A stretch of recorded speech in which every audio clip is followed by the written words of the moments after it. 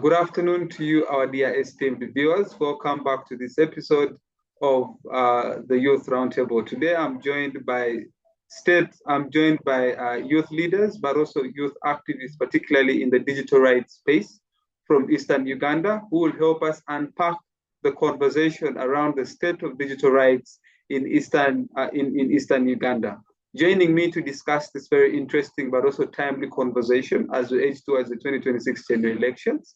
Of course, we are having a plethora of conversations around AI, around digital violence against women, etc., etc. But of course, that is just a snippet of the conversation today. So in no particular order, allow me to introduce my guests. I am joined by Lena Godfrey Lokwang. Lena Godfrey Lokwang is a peace champion and community activist from Kabong, Karamoja sub-region. Lena, we're very happy to have you here, and we're looking forward to an interesting conversation with you. Right next to Lena, I'm also joined by Richard Mutyogo of Baba FM Radio Ginger City. He will also be with us shortly. Right next to Richard, we have Amuge Priscilla. Amuge Priscilla is a youth from Kaberamaido district, but also a frequent guest on one of our shows on Civic Space TV, and that is the community show. Thank you very much, Priscilla, for tuning in. Right next to Priscilla, I'm also joined by Asinde Fiona. Asinde Fiona is a leader from Toro district. Last but not least, I'm also joined by Wakoli Michael, who's a digital rights activist from Manafwa. Ladies and gentlemen, thank you very much for joining me on this call, and I'm looking forward to having an interesting conversation with you. So I'll just quickly go ahead and give each of you 30 seconds to make a quick introduction. Let our viewers know exactly who you are. If at all I've left out any information about ourselves, you can go ahead and make that robust introduction. I'll begin with you, Richard. Over to you. You can say hello to the viewers.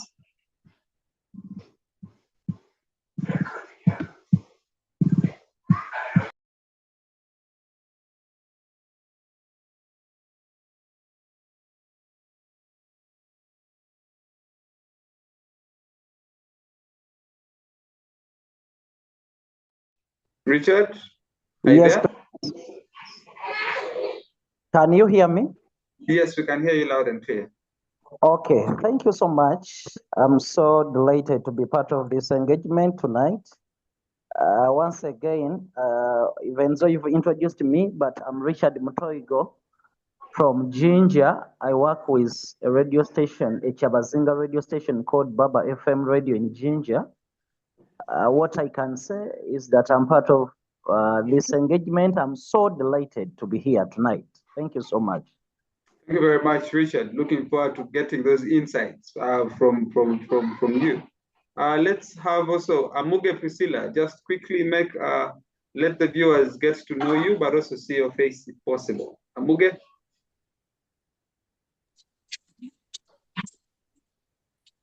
Okay, good evening, everyone. My name is Priscilla Amuge. I'm a teacher by profession, and then I'm also a human rights activist from my area. I'm delighted to be part of this show, and I can't wait to hear what is going to come out, and we have an exhaustive engagement. Thank you so much. Thank you. Thank you so much, Priscilla. Looking forward to that engagement. Asinde Fiona, over to you. Asinde Fiona.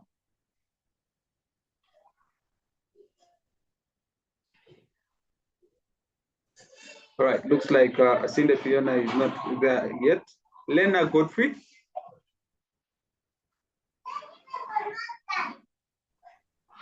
Hello, team. I am humbled to be part of this discussion. I am Lena Godfrey Lokwang Apalo Runokodos from Kabong, Karamoja. I've been working with the Center for Conflict Resolution, supporting the youth to become youth champions. I also support the Karashona Peace Movement, supporting our Karashona to engage in voluntary disarmament and productive activities other than the violence that has been there. I am an activist, a peace champion, and I will be glad. I can't wait to hear more about this digital rights. Thank you. Thank you. Last but not least, Wakoli Michael. Yes, Brett. Yes, just a quick one. You can go ahead and say hello to the viewers and we get right into the conversation. Oh, thank you, Mr. Brett. By name, I'm Makol Michael from Manapa district. I'm a professional social worker and a previous APD president at Oxfam University, and I am an ardent activist of social rights in Eastern Uganda, so Manapa. Thanks for giving me an opportunity to speak to you. All right, thank you. Allow me to stick with you, Michael. The conversation right now, and according from your bio, you're a digital rights activist. And looking at the state of digital rights in Eastern Uganda, but Uganda broadly, this is a timely conversation. But before we get into the gist and break down the concept of digital rights, it's imperative that we get to understand what is digital rights, what is this thing called digital rights, and how is it affecting the people in Eastern Uganda, particularly in Manapa, where you hail from. Michael, over to you. Thanks, Mr. Drake, for giving me this first opportunity to give an insight about the topic of discussion tonight. Digital rights, in simple terms, these are human and legal rights that allow all individuals to, one, access information, use, for example, the internet and whatever those online stuff, create and share digital content, the information online. So, and as you said, that the challenges, for example, Eastern Uganda, me being one of the digital rights activists, and this opportunity was given, or have been gaining this opportunity ever since I started participating in this forum from day one up to now.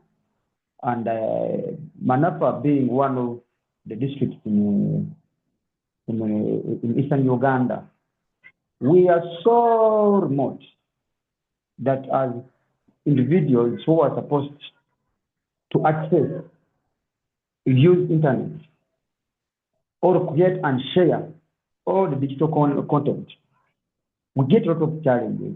And these challenges are not because of our own making. It's just because maybe there are certain things which are hampering or hindering our people in local areas, especially in Manapa, to enjoy their digital rights.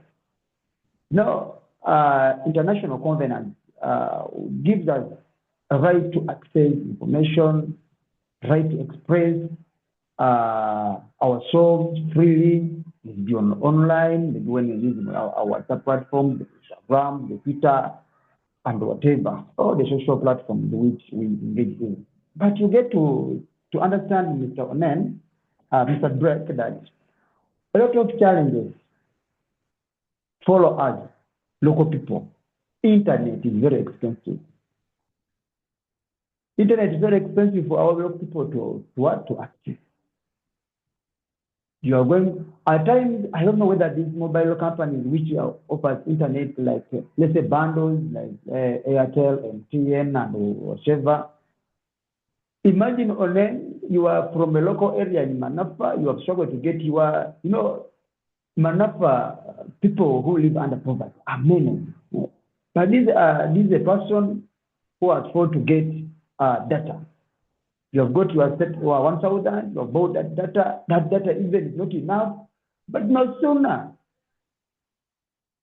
have you bought the internet, it vanishes off. So challenges like access to internet also is a problem. We don't have internet in Manapa where you can say, for example, like trading centers, let's say the Manapa Town Council, where you can go and enjoy freely internet. For example, maybe we don't have internet, public internet, where people can enjoy internet. Like in Kampala, you can go maybe can go and sit somewhere, you enjoy your free internet, some areas. But for us in local areas, we are really challenged by access to internet, high cost for the internet, and a lot of challenges again, Mr. Onen. Our people on social media, especially the young people, fear. They fear a lot.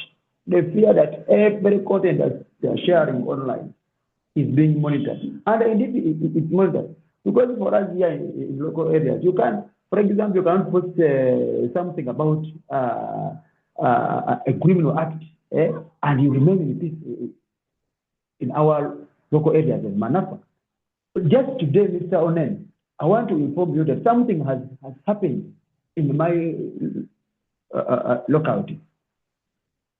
Uganda Revenue Authority officers, there is smuggling around, for us, we are near the border, Wakaka, Kenya border. But then, today, an officer shot a young man who is doing business to sustain his family, that was shot. But I can tell you, because it's a challenge, digital rights is a challenge. You cannot record that video. You can't record that cover. You can't share it. If you share it, you are among the person who are going to be trained. How do you say share it? Where do you get authority? Now you come. So for us, we live in fear. You have your phone, your boat, but you can't even record and share something which is consumed by the public, and which we know if it can reach fellow activists like we can maybe at least use that to what? To speak for this young man, for example, who was shot today. We don't know which condition this man is now, because the torch has been transported to Bale. But if we had real freedom of expression, freedom to create and share something online freely in local areas like Manasa, such information would now be circulating everywhere, Mr. Onen. You'd see it already now, but we feel you can share it. All right. So thank you very much. Thank you. You have highlighted very key and pertinent issues that I think is very important for this discussion. Firstly, you made mention that you see access in your definition of digital rights. You talk about one, the access and use of internet. That is your layman definition. But three things stood out in your submission. That one, data is very expensive. Two, access to internet is very hard in your locality. But three, the fear that people's privacy is being infringed. That is very important to this conversation. But before we get into that, allow me get to Richard from Jinja. What's the state of digital rights like in Jinja City? Is it similar to what we're experiencing in Manapa? But if so, do people even know or understand their rights, these digital rights that we're talking about? Thank you so much, Mr. Like my colleague has just discussed about the challenges that affecting our region, Eastern, the very challenges affecting the people of where my colleague come from, they are the very challenges affecting the people in Jinja, I should say, because it's part of Eastern Uganda. Now, when you look at some of the challenges, they are not only affecting, we are not only experiencing them this way, but and some other parts of the country. You may find that there lies progress, of course, as far as digital rights in this region is concerned, but the challenges are many. He has highlighted on some of the challenges. When we look at the point he has talked about, he talked about the high costs of internet. Of course, that's one of the major challenges in this region. He talked of these telecommunication companies like Airtel and MTN. You may find that someone who takes months without earning 10,000 or 5,000 or 1,000, that person may find it so difficult to get 5,000 to get a GB of data or 3,000 on a daily basis to access internet and do some other things, maybe research and so on. And another thing, he talked of poor connection, internet connection in some of these local areas. I personally, I come from a village called Nawles in Kamuli there, deep in the village. Actually, when you go there with your two lines, maybe MTN and Airtel in your phone, you may find that you'll cease using any of the two lines in your phone just because of internet. It's not because that maybe you don't have data, but there is a poor connection deep there in the villages. So there must be something need to be done about that. Another thing is that we have another challenge of, I can talk about of restrictions on freedom of expression online. As you are aware, just recently, there is a Computer Misuse Act. People, as I talk now, they are limited to internet.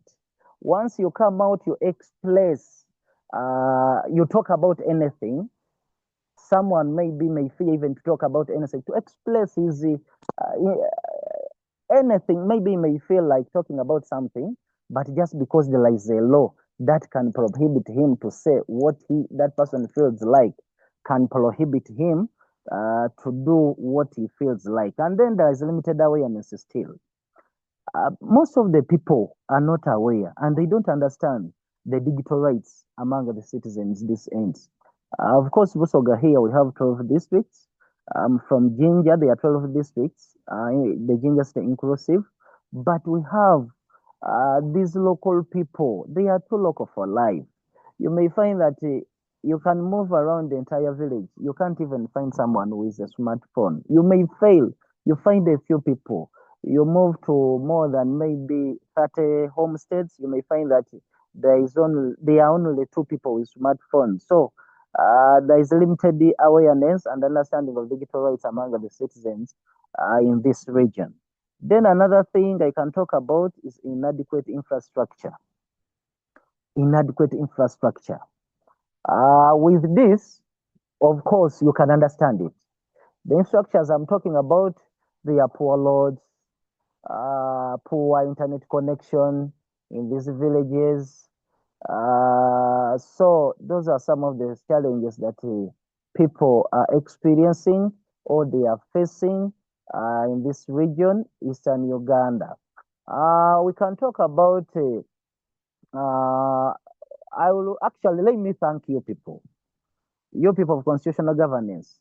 You've done a great job to promote digital rights in Uganda through initiatives like this one that you're doing right now. I think people will get to understand their rights as far as using internet is concerned. But those are some of the challenges I can talk about that these people from this region are affecting. Thank you very much, Richard. Yeah. Yes, thank you. I appreciate. You highlight 2 key things: limited awareness and inadequate infrastructure.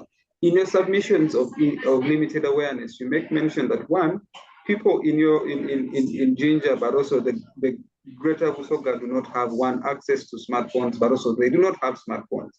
But they even wouldn't want to go ahead and invest in purchasing of data because they are poor and they cannot find, they do not see essence in going ahead to spend in data because they are trying to make a living at the end of the day. So it's now an option. Is it now they're weighing between buying data and surviving, which of course brings out clearly the state of digital rights in Busoga as a whole. But thank you very much for your submissions in that regard. Allow me at this point to bring in, yes, you have something? Not really. Okay. All right. Thank you. Let me get to Priscilla Amuge. Priscilla, you are a teacher from Kaviramaido district. What's the state of human rights, of digital rights, like looking at Kaviramaido as a whole? Priscilla?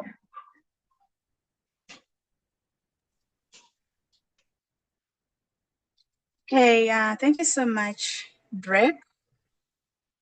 My submission may not greatly differ from what my colleagues have talked about, but when we look at the digital rights, especially within my locality, I would say that a lot is still lacking. Let's start with maybe the awareness, or let's talk about the ignorance of the people. You see, this is something to do with a rural setting, and priorities have to be made. So you see, even just trying to organize a community, maybe on a Saturday, and then trying to tell them we want to have a sensitization on digital rights, you find that a few may actually have to turn up. Majority will tell you they have to go to the field to cultivate, or others will tell you they have other important functions to attend. So that only narrows how much you'd really want to impact on their lives. Because you see, issues to do with maybe the limited freedom that is given to people.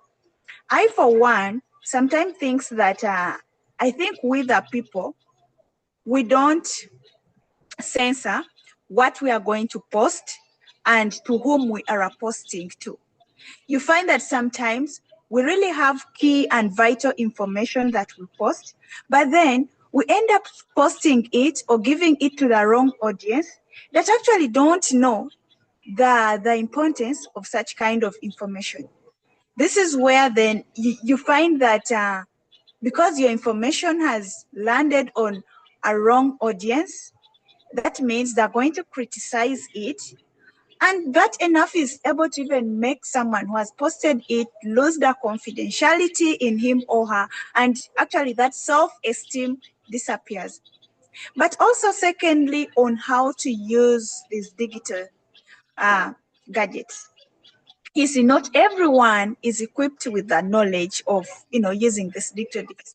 Most of the people, especially the youth, I would say, buy this smartphone maybe because they only want to watch TikTok, they want to do WhatsApp or Facebook, but they really don't know that beyond Facebook, WhatsApp, and TikTok exists a more important and vital function of these smartphones. They actually don't know that they can use these smartphones they have to create awareness, to bring about an impact in their society.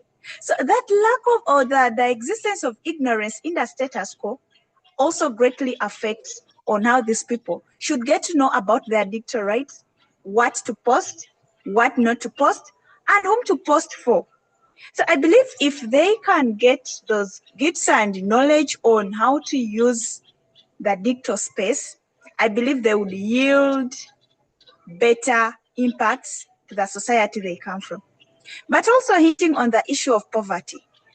Sometimes maybe people may think that poverty is a choice. Okay, others may argue it that way. But I believe it is one of the constant factor that is still actually pulling us behind. Because if you're really to compare the cost of a simple smartphone to a farmer in the village there who has responsibilities to cater hours to provide, pay school fees, sometimes someone would look at a button phone is the best option to go with. Why? Because maybe that is what he or she can actually afford. Now, even leaving the burden of purchasing the smartphones, how about the cost of maintenance? A smartphone becomes useless if you cannot afford data. So they'll need that data maybe to, go surfing, Google something, make a video, post, they need it. Now, with the rate at which we are not really understanding these telecommunication actors in status quo, initially when someone buys a GB, they tell you that this is something for 2 days and maybe. But trust me, within 2 hours of maybe even just texting, they're actually telling you either you're remaining with 95 MBs, in the next 10 minutes, they're telling you your data is done, your bundle is done, purchase another. So that enough becomes a constraint to someone. So imagine if every day you're buying, let's say you're buying a GB, 5,000 a day times a month. Basically, for someone that is not a working class and someone that has a kind of a seasonal source of income, cannot afford, to effectively utilize the digital space. They would really want to. Yeah, that is my submission. Thank you. Thank you very much, my sister Priscilla, for giving us that perspective on the state of digital rights in Kaviramaido. I would also love to get to my brother from Kabong, in Karamoja sub-region, still on the same thing, because today we are talking about digital rights, and we are trying to understand the state of digital rights in Eastern Uganda, cognizant of the fact that digital rights is broad, but also Eastern Uganda is wide. You see, you have Jinja, you have Busoga, you have Teso, you go down to Karamoja. It's quite broad, and understanding that context needs all of us to understand the state at which access to internet, access to these to computers is something that, of course, brings up this conversation of digital rights. But let me get to you, Godfrey. The situation in Karamoja sub-region. Let us understand the context as well as regards to the knowledge to digital rights. Is it different from my sister Priscilla, my brother Michael, and from the submissions of my brother Richard? Yeah, thank you so much, dear listener. I thank you again. Karamoja sub-region faces relatively extreme challenges as related to digital rights. I want to give statistics here. The first challenge is poverty. And Karamoja poverty index stands at 74.2%. So you can imagine a population which is poor, meaning digital investment becomes luxury. And reflecting the widespread deprivation of food security is linked to climate change, socioeconomic factors. So you realize the poverty alone affects accessibility to information. The second one is digital technology. The digital literacy in Karamoja is very low. It is roughly, according to Monitor, it's roughly 88% of the population unable to read or write. This is also in Hubos 2024. So you realize if people are not able to read and write, so how will you interpret information that is supposed to be in digital platforms? And then there is limited access to digital tools and internet connectivity. So already that is there. There are few companies that have placed masks in Karamoja. There are still areas of no network at all. So meaning you can't even have it. And then when you look at overall, 27% of people in Karamoja are living in rural areas. So in as much as MTN youth digital centers aim to boost digital literacy, the challenges remain inadequate due to electricity and infrastructure. You realize we don't have much of the electricity. So how can you even connect? How can you even charge your gadgets? And you realize that, I can summarize that in Karamoja, the significant challenges are related to access, affordability, legal protection, and enforcement. So first of all, there are no people really trained to support and guide. We don't have communication centers. We don't have libraries where we can be able to access information related to digital rights and so forth. So in short, I can summarize Karamoja as a dark digital zone, meaning it's dark. And because of weak internet signals, frequent disruptions, limited infrastructure, which hinder digital platforms. So you realize that when the place is already dark, it means information is just by oral communication. Leave alone, there are not even enough radios that could be used probably for hearing. If the person is illiterate, you see, illiteracy is another one. If the person is illiterate, how will you even interpret legal information, lawful information? You realize you only interpret what you hear. So these issues exacerbate the existing inequality, of course, especially affecting the vulnerable populations such as youth, women, and the poor, because the information to protect their rights is limited. how they can be able to demand for justice is limited. So digital rights of course, in Uganda now face legal and policy gaps that impact the freedom to expression. For example, look at the Computer Misuse Amendment Bill Act of 2022. So there is a lot of legal lacuna there, where first of all, there is a thin line between public information and private information. How can we even talk about that? So it's a bit controversial by criminalizing social media use and curtailing digital freedoms.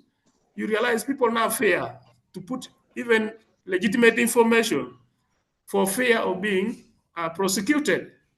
So law enforcement personnel on the digital rights are not sufficient to uphold the digital protection. So even if this law is there, who is there to monitor and be able to sieve which information is criminal and which information is not? So despite this, we see that if we can improve and have an affirmative action in Karamoja, issues of insecurity will also go away, because if it is digitalized, the monitoring can be accurate, the security can be able to respond accurately. You can even be able to detect that there's a problem using digital gadgets, but this is already lacking. So I think when we are talking about digital rights, it's not there in Karamoja. It's only probably limited and to a few of us who have gone to school and we feel, yes, we can now meet like this. Otherwise, if you go with digital to access people in Karamoja, it's a failed thing. What happens is just physical meetings and so forth and so forth. Thank you so much. Thank you. What really stood out for me is one word. You're in a dark zone, and that's how you go ahead and characterize and describe Karamoja sub-region as regards to digital rights. Quite unfortunate that it is like that. That irrespective of the high levels of poverty, amidst the overriding challenges to do with food insecurity, we now couple it with, of course, lack of awareness, the limited awareness, the inadequate infrastructure in place, which makes even communication a challenge. Quite interesting submissions you make there, my brother Elena. Let me get to my sister Fiona Asinde from Tororo district. Asinde, let's understand as well, what is the state of digital rights like in Tororo district?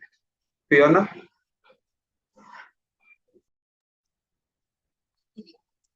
Thank you so much, Odrek. Should I introduce myself? I didn't earlier on. Sorry, I had not settled. It's okay, feel free. Okay, my name is Asinde Fiona Proskovia. I'm a female affairs of Tororo district. I'm a Westpreneur. I'm also a law student at Makerere University. Honestly, the state of digital literacy in Uganda, that's in case if it exists. Truth be told, digital rights in Uganda are not, it's just a myth, it's a fallacy. I'll speak from my area because, like, for instance, there's now you're going to be talking about digital rights, freedom to use internet, to access internet when you want, to do whatever you want to do on internet freely when you do not even have the internet. In Tororo, there are parts, I will talk about my village where I come from.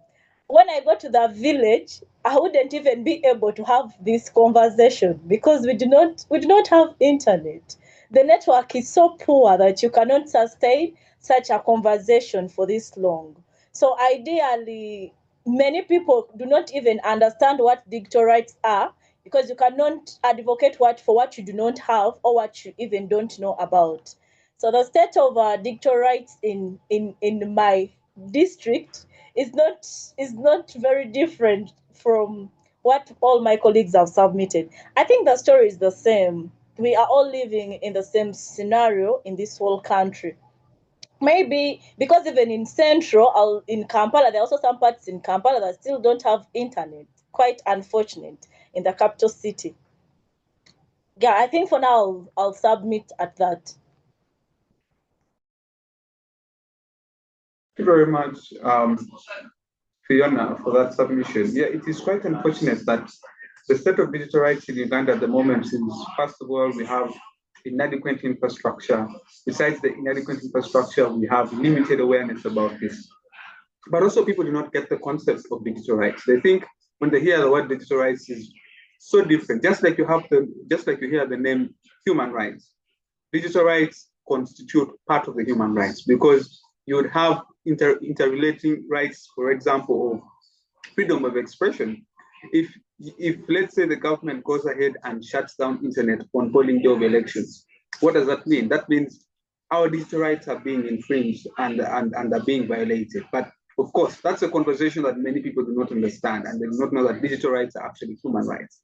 But let me get back to you, let me get back to my brother Michael. Michael, the conversation has given us at this point, of course, in your earlier submissions, you gave us an idea of what digital rights, the situation of digital rights is like in Manafwa. You highlighted the issue to do with the data being expensive, access to internet being a challenge, the fear that the fear that your privacy is being infringed, etc., etc.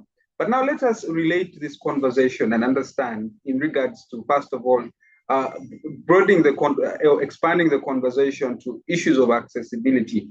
I'm looking at accessibility, one, to electronic devices, because it is very important that in the age of this fourth industrial revolution, people have access to smartphones. Let's expand the conversation. But of course, you mentioned that there is limited access to these smartphones. Now, the conversation will then take us to the angle of data.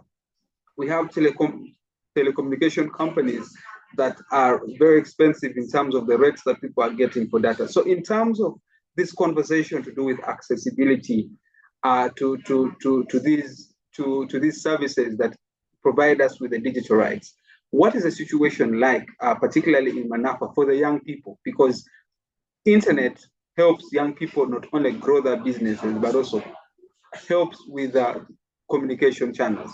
Michael.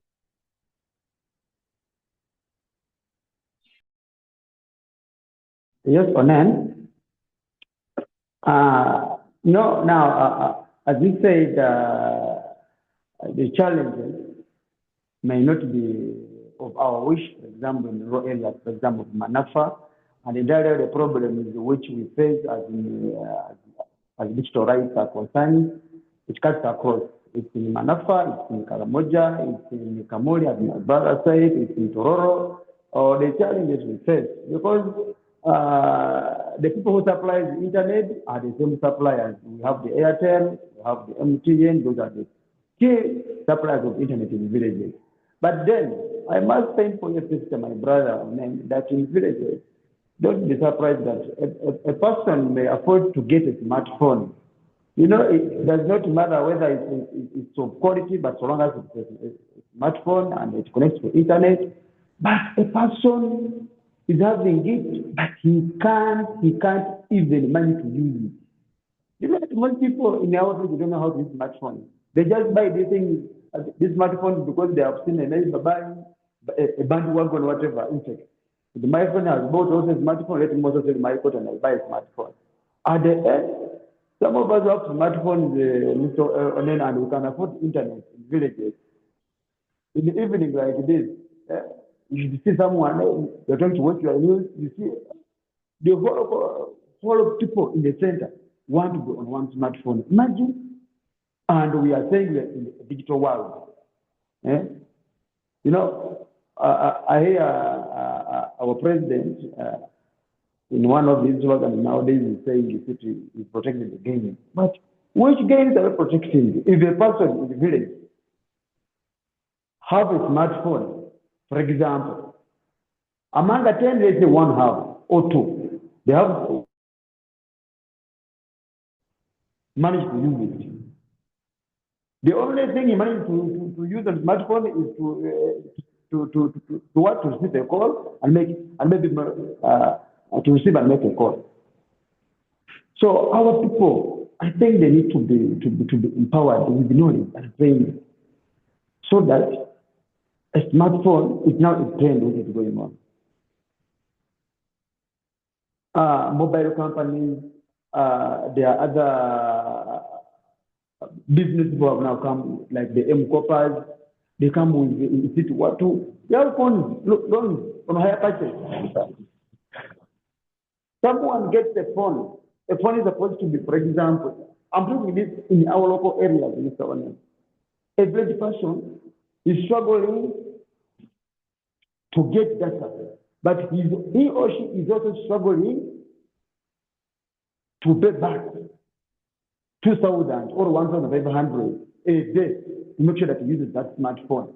A smartphone which is supposed to be subsidized by the government, for example, so that the local areas, our youth who are now, whom all their life is now about internet.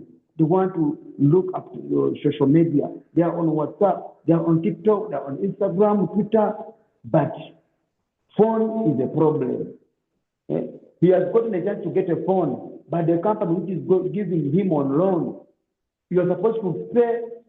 In actual sense, when you go and buy that phone at cash, you're supposed to pay like 300 or 250. But because you're taking to loan, Mr. Then people end up paying those phones 1 million, one. But you see the quality of the smartphone which the local person is paying or is assisting to make sure that he owns it. So local people, especially the youth, in Manapa, still get that challenge, Mr. Onen. And it's not saying maybe our government, as they're saying they're protecting the game. Why can they? We now have the industrial park for example, in the Bobisi region, that's in Bari. They are making phones there. Why can the government come in? Give these phones to local people, in local communities, Manava, Buduga, and whatever, Kamuri, whatever, so that these younger people can get affordable phone prices, which they can suffice maybe it by loan, because the government has come in to help. But now, if the government could use like that, the government, I think you have come to notice that I think, Mr. Onen, most of these companies are even owned by these government officials, because the way how they are expecting people. A phone of 100 or 200,000, you are paying that 800,000. Is that fair? And we talk that we have digital freedom, digital rights. Our local people, let me tell you, Mr. Onen, on social media, they don't have who can afford to buy data. Mama, in our local platforms, Mr. Onen, let me tell you, cyber harassment, cyber bullying. Mama, the person comes and writes something about you as if he has proof, but doesn't have proof. But with the aim of either malicing you, defaming you, or spoiling your name in the public. We are now in a political environment.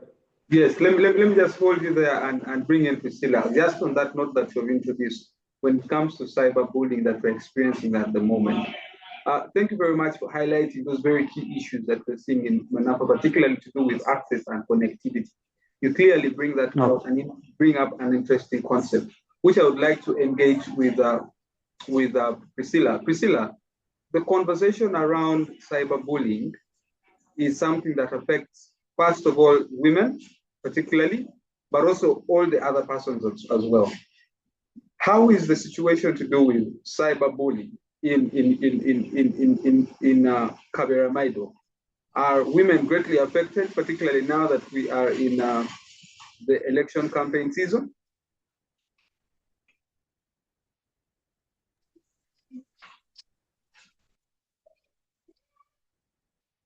Okay, so thank you so much, Drake. Now, the concept of cyberbullying within my area, first of all, I wouldn't dismiss that it doesn't exist. It is there, and especially in this political situation. Now, you see, when people don't know their limits in the digital space, they then tend to go astray. I believe that at least they could be having some knowledge on what cyberbullying is. But some people have still failed, to protect themselves against this. You be there, you're interacting with someone, then from nowhere you see on status that, please, my account has been hacked. It's not me sending you this message. It's not me requesting money for this. But at times, the message comes when it is too late. Now, what happens? You find that most of the hackers have been able to, intervene into people's privacy, especially the women. Now, I wouldn't want to just say that it is only the political situation, but this is something that has been ongoing, especially if they see that you're someone to do with a high profile figure in society, and then you have people who don't wish well for you. So what they tend to do to diminish your name is they use the social media, what we're calling maybe the cyberbullying. Someone hacks into your accounts and then gets those private information. Let's talk about maybe your area, your social capital, and then generally what you do in a living at the end of it. This is why you see that we have scenarios or cases of high rates of kidnapping, high rates of abduction. Talk about theft within it, and lastly but murder within the area. Why? Because if we don't protect our digital devices from this kind of malpractice that is already in existence in society, we keep on hearing cases that such a person was killed, murdered. And then when you try to follow up the investigations that are ongoing, one of the things that you will not miss out is to hear that this particular person's account was hacked. So the people behind his or her death, one, knew the time you leave work, knew the days you go to workplace, and also maybe know the kind of means that you use to come back from home. Why? Because by human nature, we are curious. Sometimes we do post on our status, maybe you post your workplace or post what you're trying to do. And we don't limit who should view our status and who should not view our status. So potentially, we also put ourselves at risk. But I believe if we have this concept of how to protect ourselves from this kind of cyberbullying, for instance, it's like if I'm now going to post something that I have maybe a person in my contact that does not approve of the content, the content that I'm going to, post, what I would do is I would limit you from, viewing my status so that you have less access to my personal life, to my private life, or to even the people that, I interact with or I relate with. We have always kept on losing prominent people in society. I don't want to call it carelessness, but maybe because of the lack of knowledge on how to prevent ourselves from cyberbullying. You find that you sleep today and tomorrow you hear someone's nudes are all over the internet. Ask yourself, but how? Because I don't think someone who has that conscience can wake up and then start posting these things online. That means there is something like a biased mind pushing up for this. Or tomorrow on, you hear someone's business has been shut down. They've burnt it or they've stolen it. All this comes because the information that sometimes we provide to these digital platforms, we don't think twice. We have this mentality, you go to a website and the website is asking for your personal details, your name, your telephone number, where you come from. And if it is just being in a rush, you don't even question the authenticity of this kind of app that is asking for your personal details. What we do, we become this irrational, we run quickly to fill in the details. And that is how some hackers have actually been able to get our personal information and then use it against us that affect us and our families. Thank you. Thank you. Thank you very much, Priscilla. Let me get to you, Richard. We have listened to Priscilla, who passionately talks about victims of cyberbullying and victims of cyber insecurity, if I may use the word it exists. This comes down to one thing, the lack of digital literacy, that people go ahead and when they receive links, they just go ahead and tap, and people access immediately they tap on those phishing links their phone is hacked and oftentimes won't be able to track their phone because someone else is in control of their devices. My question to you is, what digital literacy gaps do you see among the youth in Jinja, the market vendors, and local leaders, and how are they affecting the participation in the digital economy? Richard. Thank you so much, Mr. Drake. To me, like she said, this way in Ginger Town, there are a lot of people dealing in phones. She talked of these phones that they are giving out to people on loans. There are very many, but among the dealers themselves who are selling phones to these local people, they are the very people who connect, who get in touch with some of these sales that are televising these locals, I should say. Someone gets a phone on loan. Within a few months, I should say, when that person is soon completing his or her loan, the phone is taken.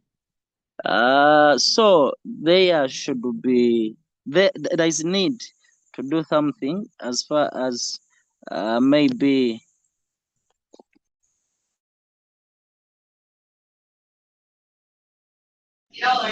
Richard, you have lost you there. Richard? The challenge is now evident. Definitely, the digital infrastructure is quite, all right. Maybe as we wait for Richard to come back, let me get to you, my brother Lena. I would still, as I'd ask the question to Richard to do with digital literacy and inclusion, my interest particularly also would be on the same issue of digital literacy and inclusion. You highlighted that people already in Paramoja sub-region do not even have access to, most people don't have access to smartphones.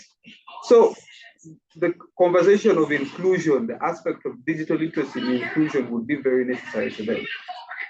What role are CSOs, the non-government organizations, the civil society organizations, doing to promote and propel the conversation around digital literacy and inclusion in the aspects of the digital space?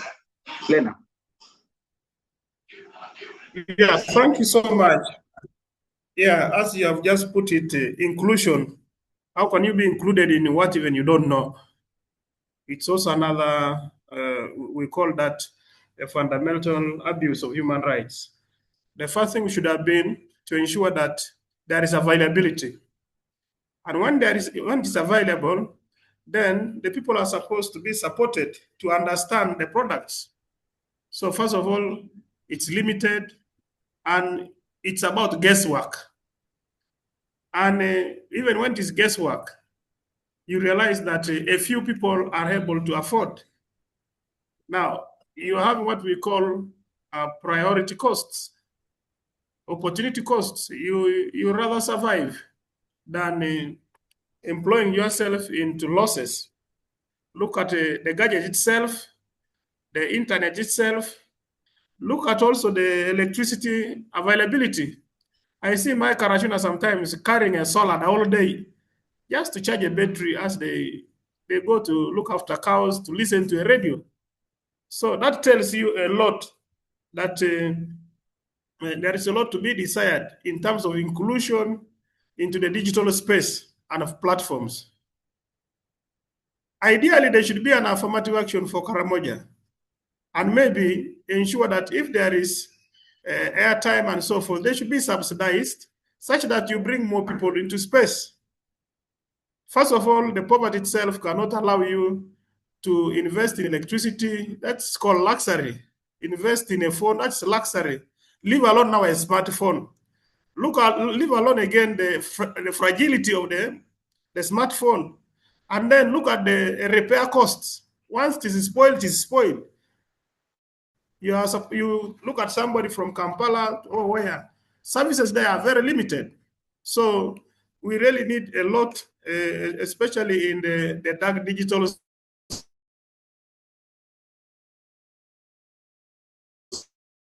zone of Uganda. such that we can also be able to influence and platforms can be exhausted. Leave alone the fact that low literacy levels, limited education, limited access to communication gadgets, leave alone the centers that support knowledge, no libraries where you can go and invest. When people invest in TikTok, actually we are chasing after digital platforms and digital rights. When the world lives here, we are getting there. By the time we reach there, it's getting somewhere.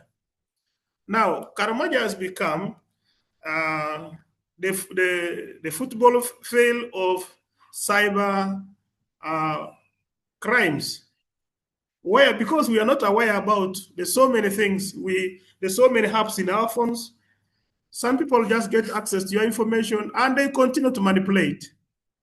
You can remember the famous Lady Laram with the Kakembo saying, you see, now your thing should be disconnected, and surely if the person is not aware even, you can run into a risk of completely losing all the little assets. So even the little really will go away. That's what I realize in the Bible is true.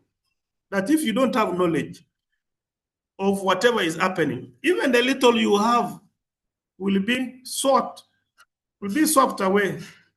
So I think there is need really to invest in digital literacy and also infrastructure for digital tools. Yes. In Uganda, and especially in rural areas, where much of the information and yet influence is also needed. Thank you. Thank you. Thank you very much. Richard, are you back? Maybe you can wind up on your argument before I get to my sister Fiona.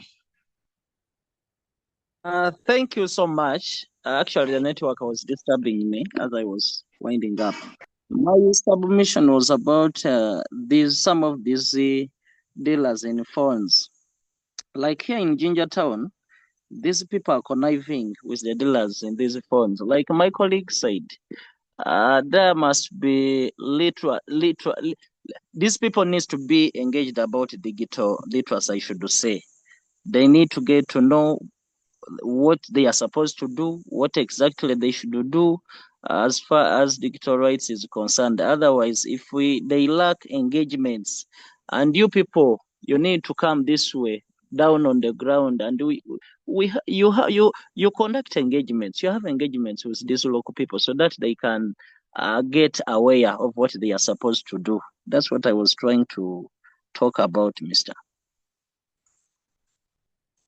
All right. Thank you. Thank you very much, Richard. Let me come to you, my sister Fiona, regarding still the digital economy, a conversation that I think also needs to be extended to Eastern Uganda. When you talk about digital economy, what comes into the minds of people who are in Kampala is safe border, people doing businesses online, Jumia, among others.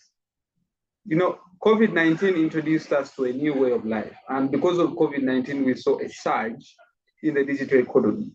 But let us get context from the state of the digital economy in Eastern Uganda, maybe from the perspective of Tororo district. Fiona. Oh, thank you so much, Odrek. First and foremost, I really want to appreciate that over years as a country we are progressing in regards to digital economy. However, unfortunately, in areas I come from, digital economy, we are not yet there because the digital economy is having the ability to use internet to buy, to sell, and to communicate. But even when you make research and maybe verify how many people communicate effectively on internet, I'll tell you that right now you can imagine a whole district. The National Female Youth Councillor. I'm a female affairs of a whole district. We have a WhatsApp group. In Tororo, we have close to over 5,000 youth. But the truth to be told, we have less than 2,000 youth that can communicate effectively on WhatsApp, that can make effective communication. That ideally means that we are not yet there because the state of digital economy is that the people should be able to communicate, because communication of late is one of the ways people make money. Through communication, people are employed, people make vlogs just because they are communicating and on the things they can do. Then also, if you see the involvement of young people, especially from my district, Tororo, onto online platforms, especially the ones that foster transactions, that foster economic transactions. Very many few people use Jumia, for instance. Jumia is not even in Tororo. We don't have Jumia in Tororo. We don't have Cafe Javas in Tororo, but maybe you say you want to download the Cafe Javas app. When are you going to transact online, honestly? So transactions online for districts like Tororo, they are a myth. They are a myth. They don't even exist. Those things are not yet there. We have not yet gone to that level of whereby we can engage into the digital economy. Quite unfortunate, because where the world is headed right now, one of the ways we can save time and even have more efficiency and convenience in how we do things is if we delve more into digital economy. So if the young people who constitute 78% of this population of the country are still not taking part in the digital economy, because one, digital economy has the potential to drive the well-being, the financial status of our young people. That means that if the digital economy is still one that we are just discussing about in theory but not in practice, it shows you how badly we are in districts, especially like one I come from.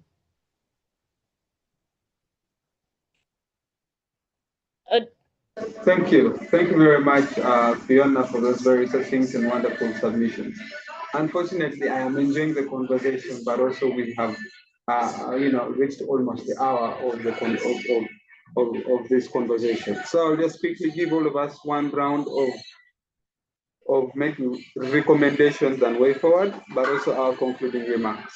So allow me to start with you, Fiona, once again. Your recommendations to the state of digital rights in Eastern Uganda, but also your concluding remarks as well. Fiona?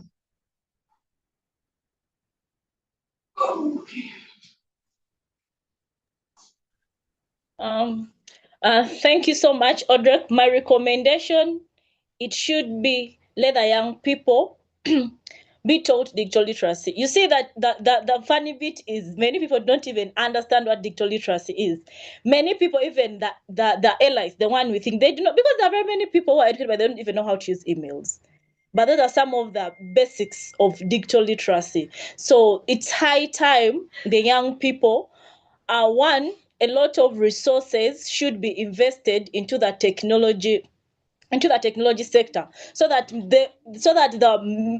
a lot of potential that is not being utilized in the technology sector is unleashed.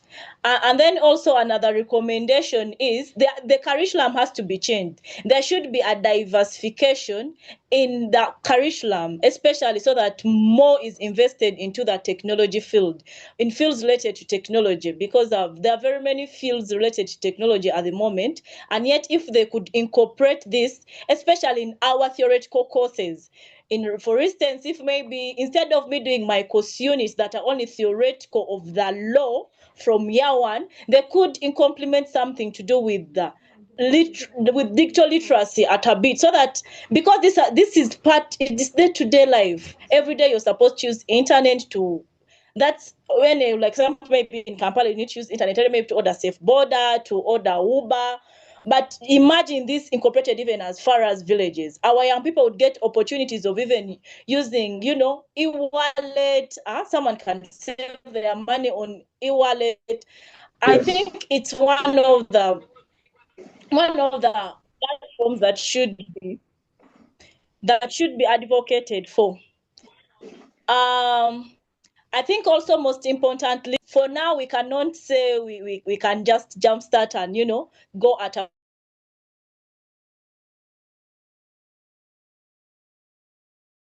very quite some time for us to get there, but through continuous engagements, just like one we are having right now, we shall be able to interest very many young people into these conversations, and over time we shall be able to achieve the intended target. Thank you.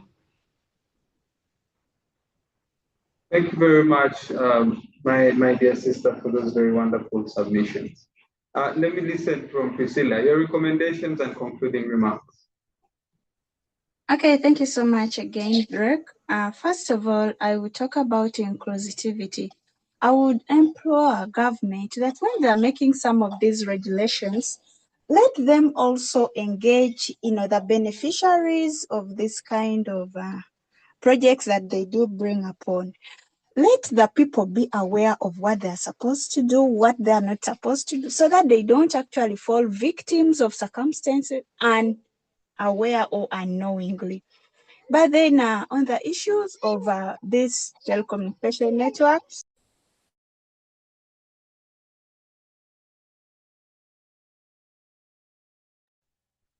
Priscilla, are you there?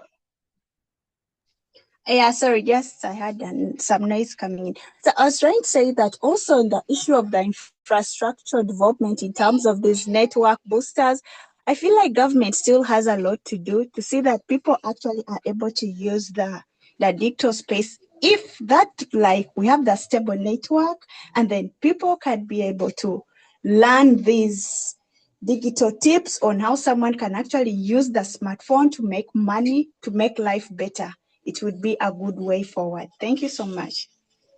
Thank you so much, Priscilla, for those submissions you've made. Lena Godfrey, your concluding remarks, my brother. I want to say it is incumbent upon government in the Ministry of ICT to ensure that there is equitable development across Uganda and ensure the minimum standards are set across the whole country. Now, in Karamoja, where I describe as a dark digital zone, and you are here approving laws meant for every citizen related to computer misuse, where there are no computers. What does that mean? It means we should really work hard and demand for these rights, because it's a right. A right is something that we demand, we don't beg, because they are our entitlements. So in brief, I want to say, let's lobby together and ensure places of low connectivity, internet, electricity, get this from our national cake. Thank you. Thank you. Thank you very much. Richard, your concluding remarks. Thank you so much, Mr. Drake. May I have 2 to 3 recommendations? I'd recommend you people and those and certainly CSOs who can really raise public awareness to consistently do it, so that awareness campaigns are done to educate the individuals about the digital rights, so that the public gets to know about the data protection and online safety. Maybe if that is done, I think all shall move on well. Then building capacity. These people needs to be, the building capacity should also be done by you people. You provide training. You provide resources to some of these human rights defenders, like the media, the activists. They are those people who always come up to fight for these people, so that you can enhance their capacity to monitor and at times investigate. For example, the human rights defenders, they intervene just in case there is anything. They come and report maybe on digital rights violations. If that is done, I think all shall be fine. Then improving the internet connectivity in some of these remote areas. Like I told you, some of these local areas are poorly connected to internet. So if that is solved, and then coming up with laws that can help the public, That's all what I can say. Thank you so much, Mr. Drake. Thank you so much. Last but not least, Michael, your concluding remark. Mr. Drake, it has been indeed a good session and a lively one, and I believe we have gotten things from all our presenters. My conclusive remarks would be, first, before I conclude, I would put forward some few recommendations. As I said, Mr. Onen, Uganda, we are now in a transition process that at least we are now moving from analog to digitalization. So as we embrace technology, we let the government come in to save our local people. The government has a mandate to bring affordable internet to people. Let the government, for example, get in partnership with the service providers, for example, the MTN and Airtel. These people are overjudging data. Why does the government of Uganda sit and wait its system being manipulated and exploited like that? If the government comes or passes the laws which can favor our people, if the government can come in partnership with these companies and say, we want to provide free internet to our local people, not only local people, but free internet in Uganda.